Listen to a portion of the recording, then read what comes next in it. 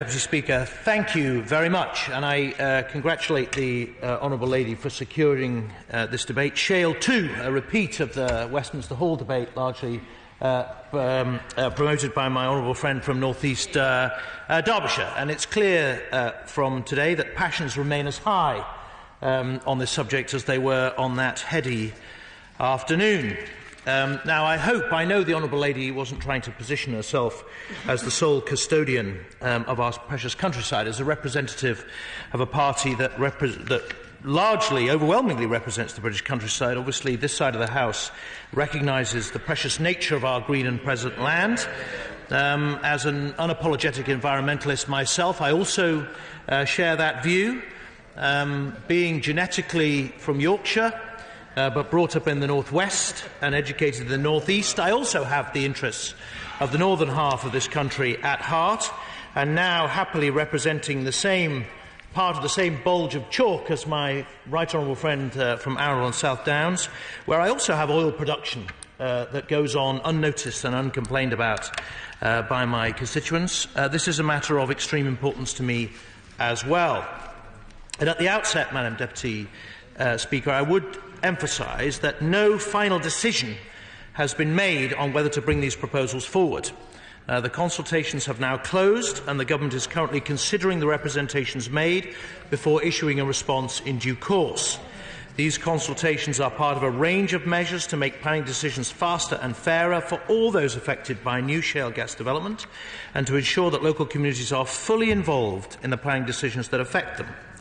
As Right Honourable and Honourable Members will also know, my remit as Housing Minister in relation to shale gas development is focused on planning policy and delivering the related manifesto commitments. As members have raised matters beyond my remit, including energy policy and reported seismic events, I will refer these, if the House doesn't mind, these matters to the Minister of State for Energy and Clean Growth for a response. The Minister's talked about having faster applications. Could he explain precisely how that will be done, with the community being fully consulted about these matters? Because the Government, as I understand it, has done no impact assessment at all about their proposals. Does he intend to do one at any stage? I'm coming on to exactly these issues, if the esteemed Chairman of the Select Committee will give me a moment. Now, moving on to the potential changes to permitted development rights. In the summer of 2018, we consulted on proposals about whether permitted development rights should be expanded to include shale gas exploration development, including the circumstances in which this might be appropriate. I'd like to make it clear that any potential permitted development right granted for shale gas exploration would not apply to hydraulic fracturing operations. It would also not apply to the production stage of shale gas extraction. Further, Madam Deputy Speaker, can I also emphasise that any permitted development right only covers the planning aspects of the development. It does not remove requirements under other regulatory regimes from three regulators: the Environment Agency, the Health and Safety Executive and the Oil and Gas Authority. It's important to note that all permitted development rights contain specific exemptions, conditions and restrictions to control and mitigate the impact of the development and to protect local amenity. Any potential permitted development right for shale gas exploration would be no exception to this. A right could include things like limits on the height of any structure, areas where a permitted development right would not apply, and noise and operation controls. The consultation sought views on this. I'm very grateful to him giving way. Could he confirm whether permitted development rights would allow a producer to construct a well pad pretty much wherever they wanted to put it? Well, one of the aspects of the consultation was to ask just exactly this question, whether there should be some kind of restriction. I know the honourable gentleman submitted in the last debate whether there should be a density restriction on well pads within a particular area, as he referred to in his speech. And when we come back on the consultation, we will answer this question.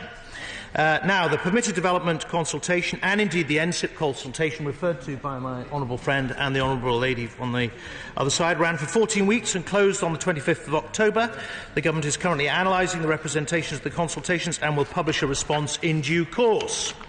Now, all honourable members have highlighted the importance of community engagement in the planning process, and I can reassure the House that we remain profoundly committed to ensuring that local communities are fully involved in planning decisions that affect them and making planning decisions faster and fairer.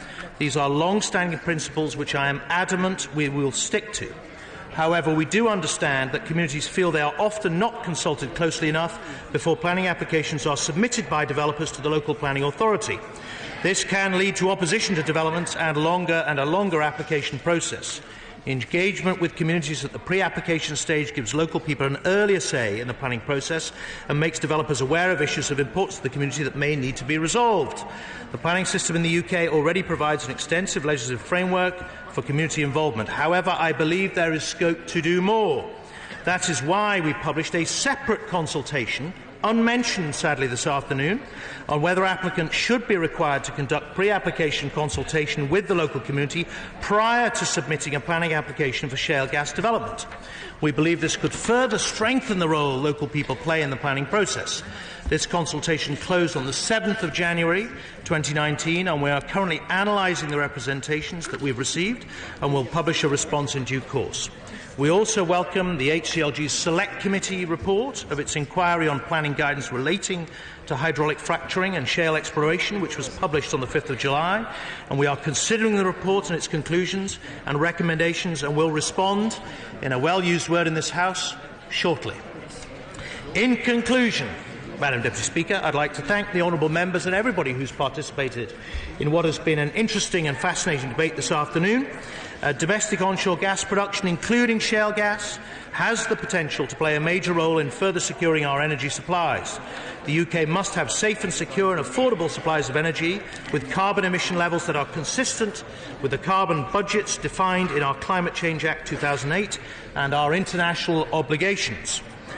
The written ministerial statements on energy and planning policy made by the Secretary of State for Business, Energy and Industrial Strategy and for HCLG on the 17th of May reiterated the Government's view that there are potentially substantial benefits from safe and sustainable exploration and development of onshore shale gas resources. We remain expressly committed, though, to ensuring that local communities are fully involved in planning decisions that affect them and making planning decisions faster and fairer at the same time.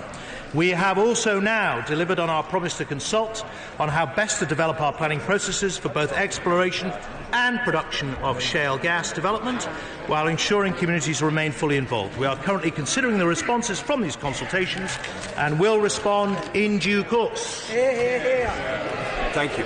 Vera Hobhouse. Mr. Speaker, I thank all honourable members across the House for their powerful contribution in this very important debate.